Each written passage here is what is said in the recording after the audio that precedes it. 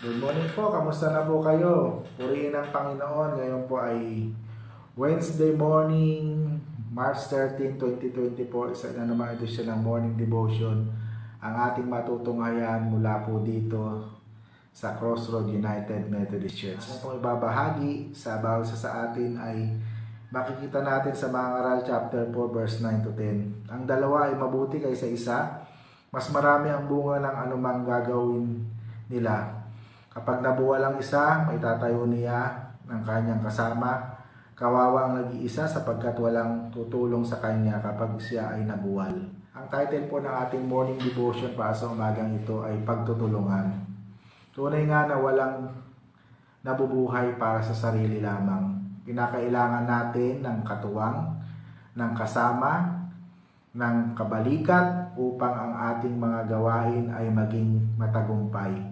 Meron akong tatlong bagay na iiwan sa bawat isa sa atin para sa ating morning devotion sa umagang ito. Una, mahalaga ang pakipagkapwa sapagkat sa panahong kailangan tayo, may kapwa na nariyan upang tumulong sa atin. So, bilang mga mananampalataya, bilang mga alagad ni Kristo, mahalaga na tayo ay marunong makikapwa-tao. Ibig sabihin ay open tayo sa mga ibang kapwa natin upang dumating ang mga mabibigat na sitwasyon, merong tutulong, merong sasama sa bawat isa sa atin. Katulad ng ating Panginoon, pumili siya ng kanyang mga alagad, na mga tao na kanyang makakasama sa paglilingkod upang makabahagi ito sa kanyang ministry. Pangalawa, mabuti sa isang tao na may karamay sa panahon ng mga pagsubok sa buhay. So, tunay nga na madali nating ma-overcome, madali nating mapapagtagumpayan, madali nating matatapos yung isang bagay kung meron tayong kasama.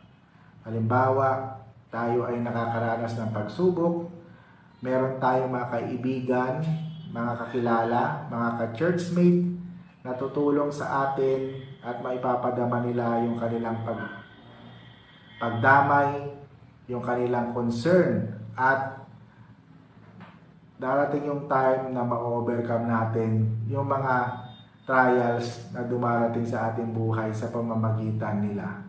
Pangatlo, mas produktibo ang tao kapag siya ay may karamay sa kanyang paggawa. So katulad ng walis, kapag isa lang, mahirap itong matapos yung gawain. Pero kapag ito ay sama-sama, ito ay nakakawalis at nakakalinis ng kalat. So, purihin ang Panginoon sa umagang ito ng ating morning devotion.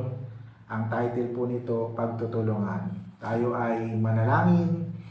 Aming Diyos na makapangyarihan sa lahat, salamat po sa umagang ito ng Wednesday.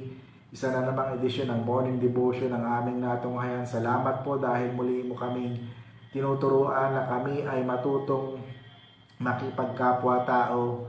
Hindi kami nabubuhay na nag-iisa. Kailangan namin ng kasama, kailangan namin ng mga katuwang, kailangan namin ng partner sa ministry, sa mga gawain, Panginoon. Kaya tulungan niyo po kami na patuloy na mag-invite, maghikayat, magbahagi ng iyong mga salita upang mas marami pang kumilos, mas marami pang gumawa, mas marami pang kumilos sa iyong ministeryo, dakilang Diyos. Pinagpipray ko po sa iyo ang mga kapatid namin na nanonood sa umagang ito. Pagpalain niyo po sila. Nawa ikaw ang kanilang patuloy na maranasan sa kanilang mga buhay. Samahan niyo po kami sa buong maghapon. Huwag niyo po kami pababayaan sa mainit na panahon. Huwag niyo po kami iiwan. Ikaw po ang aming patuloy na maranasan sa aming mga buhay. Ito po ang aming panalangin sa pangalan ni Jesus. Amen. Yan, natapos na naman tayo sa isa na naman edisyon ng morning devotion mula po dito sa Crossroad United Methodist Church. Ito po ang inyong lingkod, Pastor Moses. Lagi nagsasabing ang Diyos ay mabuti noon, ngayon na magpasawalang hanggan. Hanggang sa muli. God bless everyone. Paalam!